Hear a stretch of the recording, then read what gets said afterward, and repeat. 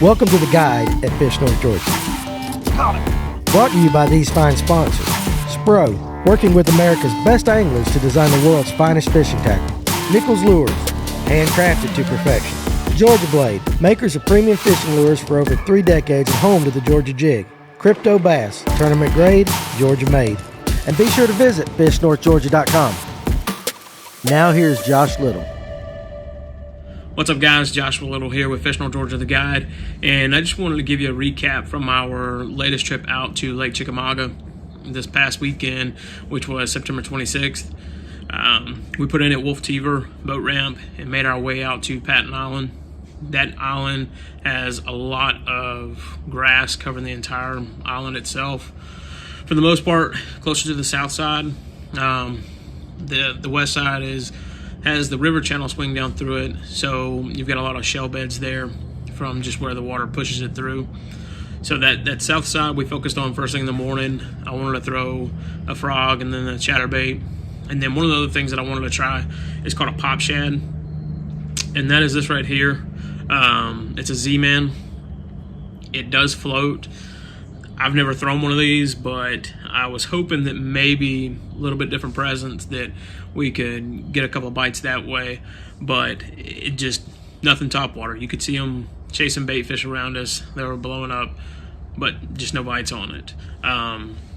What we ended up doing is we ended up switching up and throwing a fluke, and this is bone. That's the color. It's just your normal fluke. This is a 4/0 EWG hook. And what I will do is run it through the belly of it, slide it up, and then just tuck it right in the backside, so now that it's weedless. I like to run the nose all the way over the eye of the hook and just right over the top of the line. And the biggest reason for that is it kind of helps with the way that it swims through the water. And we caught a couple that way. One of the things that we've been noticed is that if they started busting up and they started chasing bait, you would cast something topwater up there or even a crankbait right in front of them, and they didn't want anything to do with it. You take the fluke, toss up there, twitch it 2 or 3 times, and just kill it, and that's when they would hit it.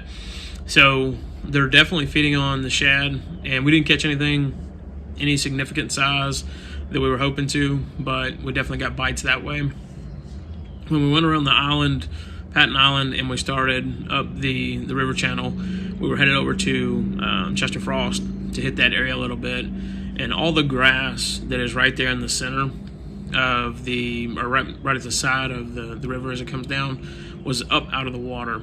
So it seemed the water level was pretty low, or lower than it has been in the last month since the last time we went up there, and the shad were just being chased all the way up onto the grass, and there was probably 8 or 10 bass boats when we pulled up on the grass, and they were focusing on that grass right there. You would see the bass come in, they were chasing the bait heavily, they'd start blowing up all around you. You would throw any top water and just nothing. Same thing with a chatterbait, we just couldn't get them to hit anything. So go back to the fluke, toss it up there in the grass, twitch it a couple times outside of the grass, and that's when they would hit it.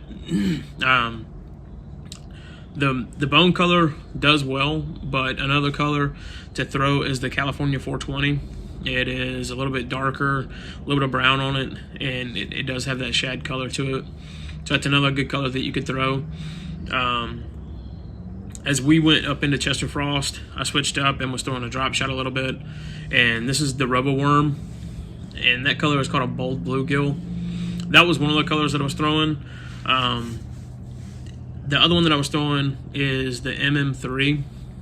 That was the color that I ended up catching most of the fish off of, and more or less it was casted up on the bank or around rocks or any type of down cover, sitting in the water, pull it off just a little bit and just kill it, let it sit there.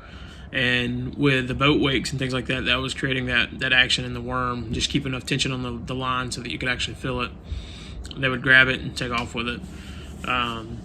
The last thing that we were throwing was a jig. So when we get up into Chester Frost, we started on the banks on the left-hand side, kind of ran in, and then we went straight to the docks. The left side, around any fallen trees or any overhanging branches that are just over the top of the water that are pretty far out, 3 to 4 foot out. Cast up to the bank, pull it off a little bit, just give it one good pop and pause it. Let it sit there for 15 seconds or so, and they would pick it up and take off running with it at that point.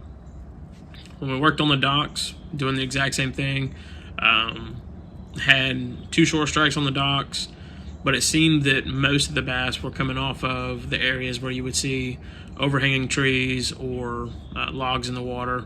You would flip up there, and the nastiest that you could, just pop it one good time, kill it, and then they would grab it and take off with it.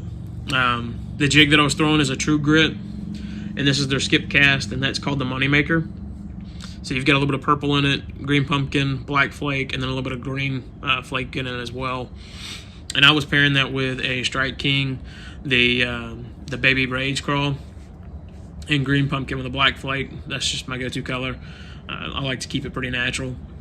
So those were the go-to for us when we were up there. Water temps were right around 75, 76 degrees. In one area it got up closer to 77. Clarity of the lake was as right in the river channel itself was as deep as about 5 feet, 6 feet deep. In other areas, 2 feet, 3 feet. But for the most part, we were sitting that 5 to 6 foot range, and it was pretty clear. So I would keep to your natural colors. Take some kind of swim bait, paddle tail, or a fluke. Twitch it if they're feeding. If you see them busting around you and you can't get anything to hit top water, that's what I would definitely throw as a fluke. Throw it out there, no weight on it. Just twitch it a couple of times. You'd even try just a standard jerk bait, but if you're throwing it on the grass, I would highly recommend a fluke. So, but if you're headed up there, take a jig, a fluke, drop shot or a shaky head, and you're just about bound to catch fish. So thank you guys for checking out Fish North Georgia. We'll catch you next time. Thanks for watching the guide here at Fish North Georgia. Our mission is to build a community of anglers to give you the best and latest information to make your day on the water more successful. Make sure you subscribe to our channel, click the bell so you'll be notified of any future content. Make sure you check us out at fishnorthgeorgia.com, where we carry a large variety of bait manufacturers from here in the North Georgia area. So we appreciate you being part of our community, and we'll see you soon.